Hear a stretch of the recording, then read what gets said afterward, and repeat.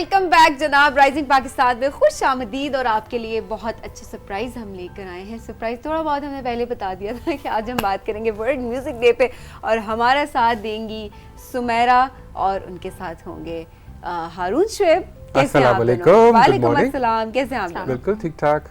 Welcome to rising Pakistan. Sumera, आप तो दूसरी मरतबा आ रही हो, राइट? आना जाना अब लगा रहेगा, माशाल्लाह आवाज इतनी अच्छी है। और जब म्यूजिक की बात है तो उनके साथ इनका साथ देंगे शामिल जो है वो पियानो बजाएंगे, हमारा म्यूजिक बजाएंगे, और उनके साथ सुमेरा जो है वो बहुत मजे मजे के गाने हमें सुनाएंगी।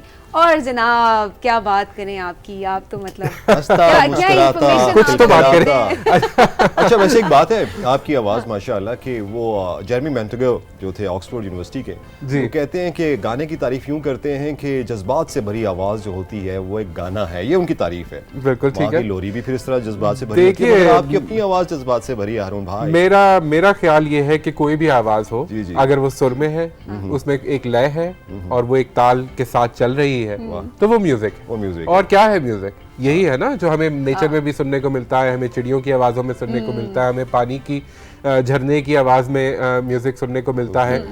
तो हर चीज में म्यूजिक है। आपको सुनने वाले कान चाहिए। तो मैं ये कहता हूँ कि मैं गा नहीं सकता, लेकिन मैं कनरस जरूर हूँ। और मैं अच्छा भी सकते हैं। आप गुनगुना रहे थे। आप गुनगुना तो हर कोई सकता है। क्या खूब गुनगुना रहे थे। Thank you so much. लेकिन आज बिल्कुल तो आज का दिन है वर्ल्ड म्यूजिक डे, और ये एक्चुअली 80 की दिहाई में फ्रांस में शुरू हुआ। इसको कहते हैं फेटे डे ला म्यूजिक फ्रेंच में, जिसको कहते हैं डे ऑफ मेकिंग म्यूजिक। तो आज का दिन जो है वो डेडिकेटेड होता है पब्लिक परफॉर्मेंसेस के लिए। बड़े बड़े फनकार जो है वो फ्री कॉन्सर्ट्स करते हैं, आते हैं, लोगों को म्यूजिक सुनाते हैं, और स्ट्रीट्स में फेस्टिवल्स हो रहे होते हैं म्यूजिक के। तो इसी तरह म्यूजिक की रिवायत हर माशरे में बिल्कुल रची बसी होती है। और ये जब से इंसान ने मेरा ख्याल में आबादियाँ बनानी शुरू की, सिविलाइजेशंस बनी, तब से म्यूजिक जो है वो साथ साथ चल रहा है। तो म्यूजिक जो है ना वो है बड़ी ज़बरदस्त चीज़। आपको ये समझने की ज़रूरत है। मैं कल एक चीज़ सुन रहा था किसी की, कि जो पहली क्लास होती है, और सुमेरा आप भी मुझे बताइएगा इस पे, कि जो पहली क्लास म्यूजिक की होती है ना, उसको कहते हैं साइलेंट क्लास। अच्छा। उसमें कोई आवाज़ नहीं होती, सिर्फ खामोशी होती है, और आप बैठ के अपनी खामोशी को समझने की कोशिश करते हैं। और ये म्यूजिक समझने के लिए पहला कदम होता है कि पहले आप खामोशी तो समझें भाई, उसके बाद उसमें म्यूजिक बनाइएगा। तो कितनी खूबसूरत बात है कि जब उस्ताद सिखाने के लिए बैठता है तो वो पहले दिन कहता है कि तुम बैठ के सिर्फ खामोशी से जरा सुनो, खामोशी को सुनो। Pin drop silence. कैसी बात है सुमेरा, बिल्कुल। अच्छा, फिर खामोशी हो गई, उसके बाद फिर वो एक सफ़र शुरू होता है जहाँ लय समझ में आती है, जहाँ ताल समझ में आती है, जहाँ सुर समझ में आता है। और सबसे बड़ी चीज़ कि सांस का इस्तेमाल, जब गाने वाले के लिए सांस का इस्तेमाल, सुमेरा कितना है हमें। बिल्कुल। तो गाने वाले के लिए सांस का इस्तेमाल किस तरह करना है, कहाँ पे सांस सुनाई देना चाहिए, कहाँ पे नहीं सुनाई देना चाहिए, ये बहुत अहम है।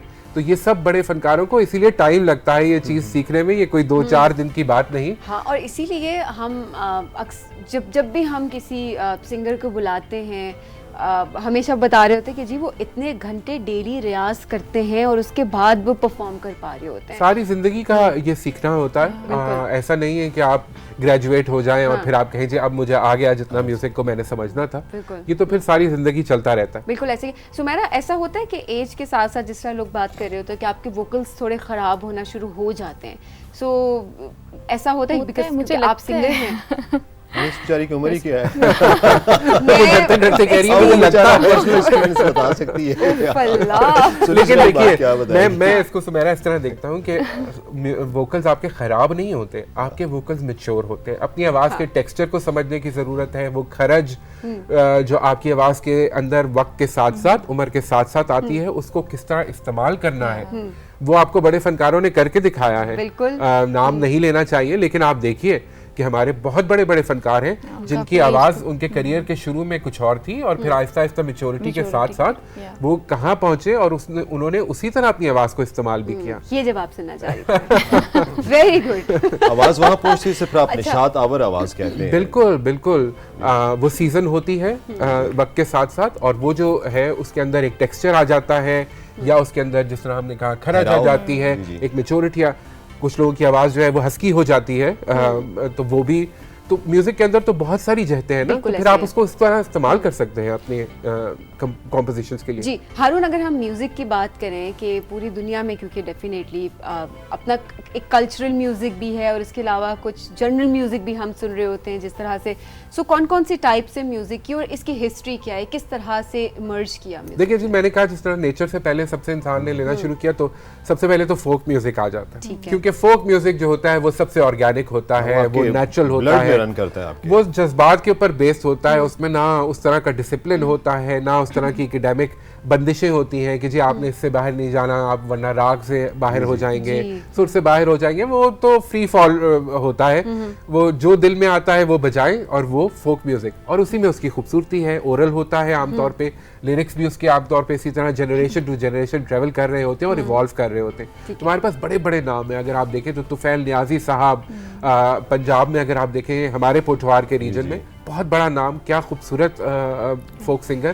फिर उसके बाद रेशमा जी हैं, आबदा जी ने आज भी माशाल्लाह क्या गा रही हैं, और अल्लद फकीर हैं, माई भागी हैं, जरसांगा हमारे केपी खैबर पख्तूनख्वा की बहुत बड़ी सिंगर, मलका कोसार, मतलब क्या खूबसूरत आवाज, और वो गाती थी पश्तो में, तो हमें पश्तो समझ नहीं आती लेकिन फिर भी वो असर करती। ये माई ढाई हैं, अगर आपने सुना हो, आजकल भी इनकी कॉम्पोजिशंस बिल्कुल आ रही हैं। ये सिंध से इनका थर से ताल्लुक, सहरा की आवाज और इतनी खूबसूरत असर अंगेज आवाज। माई भागी है, खड़ी नींद के नीचे, ये गाना हम सबको याद है, पीटीवी के यादगार गानों में से एक गाना, बाद में टीना ने भी गाया जी। ये देखिए जी, आलम लोहार साहब पंजाबी फोक जो है उसको किसी और ही लेवल पे ले गए, तो ये आलम लोहार साहब और फिर उनके बेटे आरिफ लोहार अभी तक उस रिवायत को लेकर चल रहे।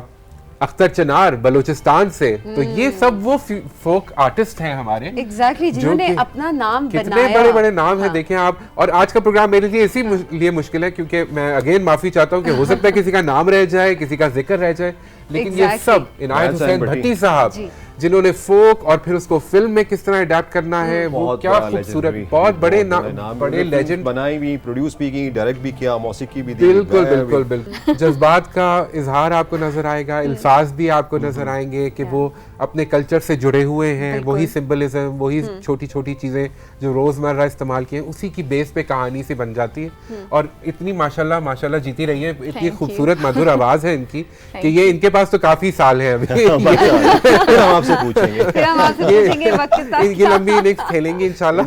और ये जो है ना, ये इनकी आवाज में वो टेक्सचर आपको नजर आया। देखिए आवाज भी जो है उसके अंदर भी एक मधुरता होती है, वो इनकी आवाज में नजर आ रही है, और उसको वो उन्होंने फोक म्यूजिक के साथ बहुत अच्छी तरह मैच किया, और गाना बड़ा अच्छा सेलेक्ट किया आपने, थैंक यू वेरी मच। तो ये है वो फोक म्यूजिक की बात। और उसके बाद जब ये थोड़ा सा कॉम्प्लेक्स होना शुरू होता है मामला, और उसके अंदर फिनेस आती है। आपको पता है हर आर्ट फॉर्म में यही होता है कि पहले तो आप फ्री बिल्कुल बना रहे होते हैं, चाहे वो पेंटिंग हो या कुछ भी हो। हम बचपन से पेंटिंग करते आते हैं, गाते भी हैं, लेकिन जब उसको डिसिप्लिन में लेकर आते हैं, उसकी टेक्निकलिटीज को समझना शुरू करते हैं, that's when classical music comes in. और फिर जो है ना, मामला थोड़ा इतना आसान नहीं रहता, उसको सीखना पड़ता है। उसकी एक पूरी साइंस है, उसकी पूरी एक क्राफ्ट है, वो एक स्किल है जो कि आपको सीखनी पड़ती है। और वो जो सा रे गा मा पा धा नी के अंदर जो छुपा हुआ है ना पूरा खजाना, वो आपको खोज के निकालना पड़ता है। और वहाँ पे रियाजत, मेहनत, उस्तादी, शागिर्दी, ये सब चीज़ें अहम हो जाती हैं कि आपने फिर बैठ के जो है ना वो अपना टाइम, अपनी लाइफ डेडिकेट कर देनी है इस फन को। और लोगों ने की है, और हमारे यहाँ तो रिवायतें हैं, बड़े बड़े घराने हैं। जिस तरह आपने देखा, ये उस्ताद बड़े गुलाम अली खान साहब, बहुत बड़ा नाम, बड़े सगीर पाको हिंद के लिए बहुत बड़ा नाम, आई थिंक क्लासिकल म्यूजिक में इससे बड़ा नाम हमारे नॉर्दर्न रीजन में शायद नहीं आया। फिर उसके बाद अगर आप देखें तो रोशन आरा बेगम पाकिस्तान के लिए एक बहुत बड़ा नाम क्लासिकल म्यूजिक, और खवातीन बहुत कम आती हैं इस फील्ड में, तो ये एक बहुत बड़ा नाम है। अब तो माशाल्लाह बहुत आने लगी। हाँ, क्लासिकल म्यूजिक की बात कर रहा हूँ कि क्लासिकल में जो हमारी पुरानी रिवायत है, जैसे घरानों की बात कर रहा था, तो घरानों में तो आमतौर पे खवातीन नहीं आया करती थी, वो बाहर से शागिर्द लेकर उनको सिखा देते थे, लेकिन उनके अपने घराने की औरतें नहीं गाती थी, सिर्फ मर्द हजरात गाते थे। जैसे शाम चौरासी का घराना है, पटियाला घराना एक बहुत बड़ा नाम है, ग्वालियर का है, किराना का है। तो ये वो घराने थे जहाँ ये ट्रेडिशन चलती आ रही थी और बच्चों को शुरू में ही बिठा दिया जाता था। और मैं एक दफ़ा शफकत अमानत अली जो पटियाला घराने से हैं उनसे बात कर रहा था, तो वो कहेंगे कि मैं देखता था बच्चे खेल रहे होते थे और मुझे जो थे ना वो कहते थे घुटनों के बल बैठ जाओ और रियाज करो, और एक एक चीज़ को हजार दफ़ा कहलाना भी होता था तो वो कहलाते थे और हम कहते थे, और इस तरह वो सीख कर फिर उनके बच्चे निकलते थे और वो उनके पास फिर वो कमांड होती थी। रखना पड़ता है क्लासिकल बिल्कुल, बहुत सब्र आजमा काम है और इसके अंदर वो साइंस है, वो टेक्निक है जो आपको सीखने के ऊपर एक पूरी उम्र लग जाती है। तो ये वो क्लासिकल का हमारा असासा है जो कि चलते रहे। अच्छा, फिर क्लासिकल के बाद एक और चीज़, एक और जॉनरा जो है पूरा एक जो पैरेलल में चल रहा है वो है कव्वाली। तो फोक ने जहाँ क्लासिकल को एक इम्पेटस दिया, वहाँ कव्वाली जो है वो एक और फॉर्म बन के निकली। और हमारे बरे सगीर में कव्वाली जो है वो मुसलमानों का असासा है, क्योंकि ये दरगाहों पे बिल्कुल बिल्कुल ये बड़े बड़े नाम हमारे पास, अजीज मियाँ कव्वाल और फिर साबरी कव्वाल और फिर नुसरत फतेह अली खान साहब, क्या क्या बड़े हमारे पास नाम है जी।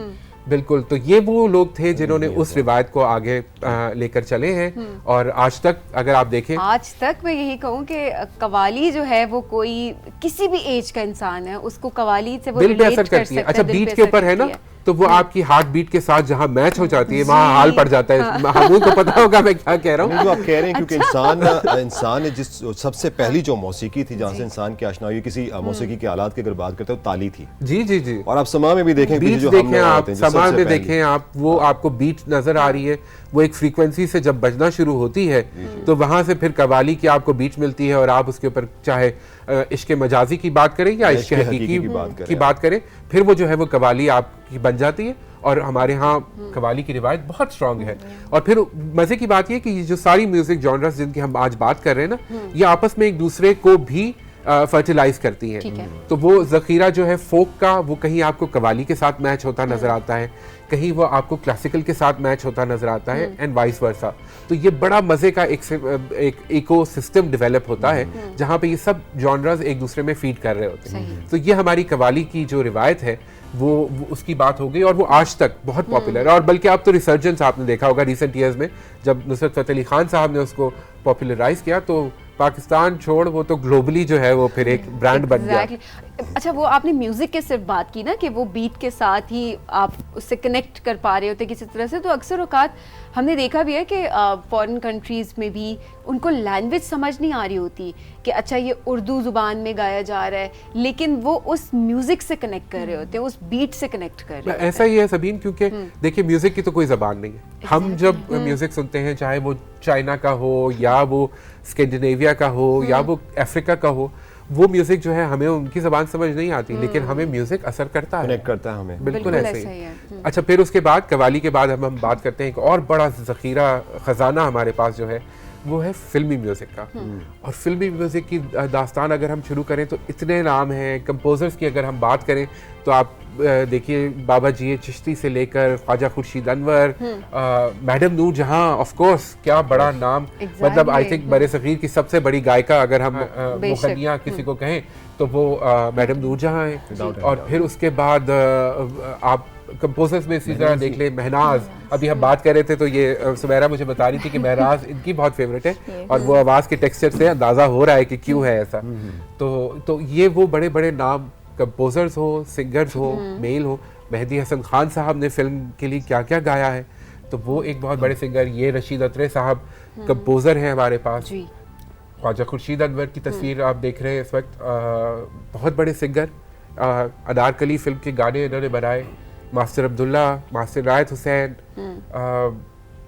रॉबिन घोष, क्या खूबसूरत 80s 70s 80s में बंदिश, और फिर मुझे दिल से ना भुलाना, बिल्कुल सुहेल राणा साहब, बड़ी कंट्रीब्यूशन है इनकी बहुत। और पीटीवी के साथ बड़ी एसोसिएशन रही है, बच्चों के प्रोग्राम भी किया करते थे म्यूजिक के लिए। बाबा जी चिश्ती का जिक्र मैंने पहले किया, क्या बड़ा नाम। ये वो लोग थे जिन्होंने पाकिस्तान की फिल्म इंडस्ट्री को बनाया। और उस ज़माने में आपको बताऊं कि पाकिस्तानी फिल्में जो थी वो म्यूजिक के बल पे भी चल जाती थी। अभी भी ऐसा होता है कि एक अगर फिल्म अगर हिट नहीं हो रही, उसका एक गाना हिट हो जाता है। बिल्कुल, और ऑडियंस वो गाना देखने के लिए बार बार सिनेमा आती है। मौसीकी की बात कर रहे हैं तो इंस्ट्रूमेंट्स के बगैर तो मौसीकी बिल्कुल माना नहीं रखती आपके लिए, खासकर फिल्मी मौसीकी। मगर अब जब क्लासिक की बात कर रहे थे तो उस वक्त मैं, क्योंकि आप फ्लो में बोल रहे थे, मैं जब कवाली देखता हूँ, क्लासिकल देखता हूँ, तो उसमें एक जो है हारमोनियम आपको जो है ना बड़ा एक प्रोमिनेंट नजर आता है। हालांकि हारमोनियम हमारा इंडिजिनस इंस्ट्रूमेंट नहीं है, ये बहुत बाद में आया बरसगीर में, लेकिन हारमोनियम जो है वो एक कंपोजर्स के लिए एक बड़ा यूजफुल इंस्ट्रूमेंट रहा है, क्योंकि वो उसके ऊपर कॉम्पोजिशन बना लेते हैं, उसका वो अपने आप को लेंड करता है फॉर कंपोजर्स वेरी वेल।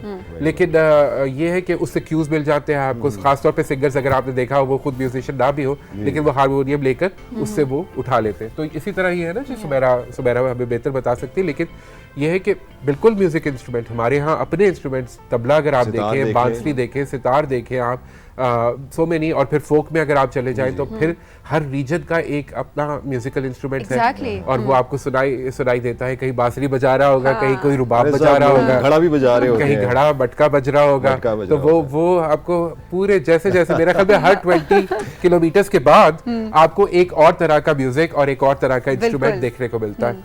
तो बिल्कुल ऐसा ही है जी। ये है म्यूजिक की हिस्ट्री। और म्यूजिक की मजे की बात बताओ, अभी ये जो गाना गा रही थी तो मैं देख रहा था, हाथ साथ सुमेरा का भी हिल रहा था, हम सब के जो है ना वो हाथ साथ। मौसीकी का मतलब है हवा में गिरा बांधना।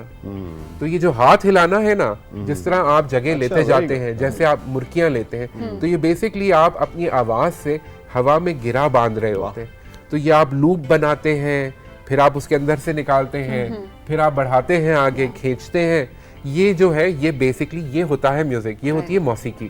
तो मौसीकी का मतलब है हवा में गिरा बांधना। हवा में गिरा बांधना जी। क्या खूबसूरत इन्होंने डेफिनेशन बताई है वैसे, है ना। हम कहते हैं जी। अच्छा, तो आगे चलते हैं। हमने बिल्कुल क्योंकि काफी कुछ कवर करना है हमने। अब हम गजल की बात करते हैं। जिस तरह आपने कहा कि अल्फाज ना भी हो तो भी म्यूजिक असर करता है, लेकिन अगर अल्फाज मिल जाए तो फिर तो म्यूजिक जो है वो एक और ही जहान में ट्रांसपोर्ट कर देता है। तो ऐसा ही है जी, गज़ल पाकिस्तान में बरसगीर में शायरी बहुत अहम है, और गज़ल उसका एक बहुत खूबसूरत इजहार है, एक तरीका है। और पाकिस्तान में फिर जब मौसीकारों ने और सिंगर्स ने गज़ल के साथ मौसीकी को जोड़ा तो क्या क्या बड़े बड़े काम कर दिए। अगेन मैडम नूरजहां, मेहदी हसन खान साहब तो हैं ही, लेकिन फरीदा खानम, इकबाल बानो, हबीब वली मोहम्मद खान साहब, हमारे साथ पिक्चर्स भी हैं। बिल्कुल ये देखिए जी, इकबाल बानो साहिबा ने क्या क्या खूबसूरत गज़ल गा दी। फैज़ का कलाम हो, इकबाल का कलाम हो, अहमद फराज का कलाम हो, परवीन शाकिर का कलाम हो, ये आपको नैयरा ने क्या खूबसूरत गज़लें गाई, और फरीदा खानम जी ने क्या क्या खूबसूरत गज़ल गाई, गीत भी गाए। टीना सानी बड़ी कंटेम्प्रेरी हमारे जहनों में है, बिल्कुल अभी भी गा रही हैं, बहुत खूबसूरत गाती हैं, और किताब लिख रही है मौसीकी पे। तो मैं तो बड़ा बेचैनी से इनकी किताब का इंतजार कर रहा हूँ, क्योंकि बहुत अच्छी किताब होने वाली है। तो टीना जी के साथ एक बड़ा ताल्लुक है। मैंने उनको सुना, वो इकबाल की गज़ल लाइव उनके घर में बैठे हुए, और वो हारमोनियम का जिक्र आप करें, वो हारमोनियम ले आई और उन्होंने उसके ऊपर कंपोज करना शुरू किया। क्या समा था। ये वो बड़े फनकार हैं जिन्होंने गज़ल को, शायरी को समझा और उसको उसका पूरे हक के साथ गाया। जगह पे पहुंचना, जगह लेना, समझना। देखिए इसके अंदर पॉजेस जो लिए उन्होंने, जहां खामोशी हुई वो फ्यू सेकंड्स की या स्प्लिट सेकंड की खामोशी थी, लेकिन वहां से फिर जब उठा, ये है म्यूजिक। ये जो पलटे हैं, ये जो जगह हैं, ये जो मुर्कियां हैं, ये सब मिलके फिर वो बनाता है समा कि हम तीनों को ये एहसास नहीं हुआ कि हमें किस सफर पे लेकर जा रही है। और एहसास मिलेगी, मगर इसमें आप देखें इसमें क्या लिखने वाले क्या गजब लिख के जी, क्या कलाम है, बिल्कुल कलाम, उसको दो आतिशा कर देता है, उसको जो कंपोजिशन और फिर उसको देखिए। अब पॉप म्यूजिक की बात करते हैं, कंटेम्प्रेरी की। मैं बहुत बड़ा फैन हूँ पॉप म्यूजिक का, हालांकि मैं क्लासिकल का बेसिकली शायक हूँ। अगर मैं खुद सुनूं तो क्लासिकल सुनूं, लेकिन पॉप में देखिए यही चीजें, ये गजल आपको आज सजाद अली भी गाते हुए सुनाई देंगे। ये फोक्स म्यूजिक जो है ये आज आपको अली जफर, आतिफ असलम भी गाते हुए सुनाई देंगे। ये जो क्लासिकल है इसी की बंदिश को जो है आइमा बेग भी गाएंगी, और क्यूबी भी गाएंगी, कुरतुलैन बलोच भी गाएंगी। ये वो असासा है जो कि लेकर चले हैं आसिम अजहर, ये वो आवाज़ें हैं जो कि आज पाकिस्तान की आवाज़ें हैं और ये पॉप म्यूज़िक को लेकर चले। ये सफ़र शुरू हुआ है 80s मिड 80s से, फिर बैंड्स आए, हमने बैंड्स भी देखे जहाँ वाइटल साइंस था, जहाँ जुनून था, ये वो बैंड्स थे जिनका एक क्रेज था। आवाज़ एक बैंड हुआ करता था, बिल्कुल हारून और फाखिर का। तो ये वो एक पूरी जर्नी है और ये शुरू हुआ जनाब, कैसे कोई भूल सकता है, खूबसूरत आवाज, मधुर आवाज, बिल्कुल बिल्कुल। नाजिया हसन और सुहेब हसन दोनों बहन भाई, बहुत खूबसूरत इन्होंने गाने गाए और नेचुरली गॉड गिफ्टेड टैलेंट। तो ये वो पॉप म्यूजिक का सफर लेकर चले। आलमगीर साहब हमारे लिविंग लेजेंड, बिल्कुल शेखी साहब हमारे लिए गाते रहे और ये वो आवाजें थी जिन्होंने पॉप म्यूजिक का शुरुआत किया और उसके बाद हम देख रहे हैं कि आज तक बिल्कुल यंगस्टर्स के लिए वो उसकी अपील है। सजाद अली साहब है, बेंजामिन सिस्टर्स अगर आपको याद हो, बिल्कुल अब नहीं गा रही, बिल्कुल आज भी कंटेम्परेरी सिंगर्स में राहत जो है वो कवाली की उसको लेकर रिवायत को चल रहे हैं, बहुत बड़ा नाम जी, बहुत बड़ा नाम। तो शफकत है, वो अपने क्लासिकल के अंदाज को लेकर आज भी गाने गा रहे हैं। तो ये वो लोग हैं जिन्होंने म्यूजिक को कंटेम्परेरी लिसनर्स के लिए रेलेवेंट किया है। आतिफ असलम, बिल्कुल आतिफ असलम है, मारवी जो है वो क्लासिक वो फोक को, सिंधी फोक को, आबदा परवीन जी की रिवायत बिल्कुल वो लेकर चल रही है आज भी। और अब आप देखिए पाकिस्तान जो है वो ग्रैमीज तक पहुंच गया है और उरूज आफ्ताब है जिनको ग्रैमी अवार्ड मिला और इनका बहुत खूबसूरत गाना वो बिल्कुल इन्होंने गाया और वो पूरी दुनिया में रिकॉग्नाइज हुआ। हालांकि वही बात है कि लोग ज़बान नहीं समझते लेकिन वो असर करता है और वो गाना भी पुराना है, वो पुराना एक गाना इन्होंने गाया जिसके ऊपर इनको ग्रैमी अवार्ड मिला। तो ये म्यूजिक का सफर जारी है और देखिए इतना से कम वक्त में हमने कितने फनकारों को याद किया, कितने म्यूजिक के डिफरेंट जॉनर्स की बात की और कितना म्यूजिक एंजॉय किया। सो म्यूजिक की खूबसूरती यही है और वक्त बहुत कम था, लेकिन ये है कि अगेन मैं कहूँगा बहुत सारे फनकार हैं जिनके नाम शायद मैं ना ले सका हूँ, लेकिन बहुत बड़े बड़े फनकार हैं, बड़ा सासा है और हम अगले प्रोग्रामों में बात करते रहेंगे। बिल्कुल ऐसा ही है, हम इस सेगमेंट में बात करते रहते हैं म्यूज़िक की भी, लेजेंड्स की हम बात करते हैं, हमेशा हम ट्रिब्यूट पेश करते हैं हमारे लेजेंड्स को। और आज मुझे अच्छा ये लगा, ज़्यादा अच्छा ये लगा कि आज हमने म्यूज़िक को ट्रिब्यूट पेश किया है। बिल्कुल। आज हमने वर्ल्ड म्यूज़िक डे पे म्यूज़िक की बात की और आज हमने म्यूज़िक को एंजॉय किया। एक आर्टिस्टिक एक्सप्रेशन है, एक लैंग्वेज है पूरी, जिस तरह पेंटिंग है इसी तरह एक म्यूज़िक की लैंग्वेज है और ये आज का दिन म्यूज़िक के नाम, हारून मौसीकी के नाम किया। और एक जैसे हमारे दुख सुख साझे होते हैं फनकारों के, और मसूद ख्वाजा जी बिल्कुल अल्लाह ताला उनको जन्नत में जगह दे, अल्लाह ताला उनके लवाहिकीन को सब्र दे और हम सबका नुकसान है, हम सबके लिए एक बहुत बड़ा नाम थे, बड़ी कंट्रीब्यूशन है जी उनकी पीडीबी के साथ, और क्या यारबाश आदमी थे, हमेशा हंसते हंसाते। मैं कल रात को तौसीक साहब से बात कर रहा था और उनसे मैं पूछ रहा था तो वो कह गए कि मेरे साथ तो अक्सर वो ट्रेवल भी करते थे शोज में भी, तो वो यही कह रहे थे कि बैक स्टेज भी वो हमेशा हंसाते रहते थे, स्टेज के ऊपर तो वो एक पूरा अपना एक्ट करते ही थे, वेरी लाइवली पर्सनालिटी जी। और हम हमेशा उनकी कमी महसूस करेंगे, हम हमेशा उनको याद करेंगे। टीवी देखने वाले इस्लामाबाद टेलीविज़न के साथ उनकी वाबस्तगी हम सब के लिए एक याद है और वो हम हमेशा अपने दिलों में महफूज रखेंगे। तो अल्लाह ताला उनको जन्नत में जगह दे, बुलंद मर्तबा दे और उनके लवाहिकीन को सब्र जमील अता फरमाए। तो यही कहा जा सकता है, सच इज़ लाइफ। आमीन। और डेफिनेटली सब लोग कल से ही बहुत ज़्यादा उदास है, स्पेशली पीटीवी की फैमिली, वो बहुत ज़्यादा उदास है कि सबको हंसाने वाला सबको रुला गया और दुखी कर गया। लेकिन मसूद ख्वाजा साहब का जो काम है वो हमेशा हमारे दिलों में जिंदा रहेगा, स्पेशली पीटीवी के लिए जो उनकी कंट्रीब्यूशन है वो हमेशा जो है वो इसी तरह से हमारे दिलों में रहेगी। थैंक यू सो मच, बहुत मजा आया हम लोगों को। ऑब्वियसली बहुत कम वक्त था, लेकिन आपसे जिस तरह मेरी बात होती है, हारून कहते हैं आज बहुत चैलेंजिंग सेगमेंट है, पता नहीं कैसे होगा सब कुछ, लेकिन मस्ट अप्रिशिएट सुमेरा, भी आपने गजल भी, आपने पॉप भी, हर जगह आपने इंसाफ किया है। एग्जैक्टली। और शामिल जो हमारे साथ मौजूद थे, शामिल बहुत शुक्रिया, आपने मजीद जो है वो एक कहते हैं ना म्यूजिक गाना और उसके साथ लगा दिए अब इतना में। अच्छा वैसे अब ये बात सच है, अब इतना चार चांद मैं नहीं कहती जितना बाकी सब लोग कह रहे हैं। अच्छा जी, बहुत शुक्रिया आप लोगों का, आप तशरीफ लेके आए और ऑब्वियसली आप लोग तो दोबारा भी आते रहेंगे, आना जाना तो लगा ही रहेगा।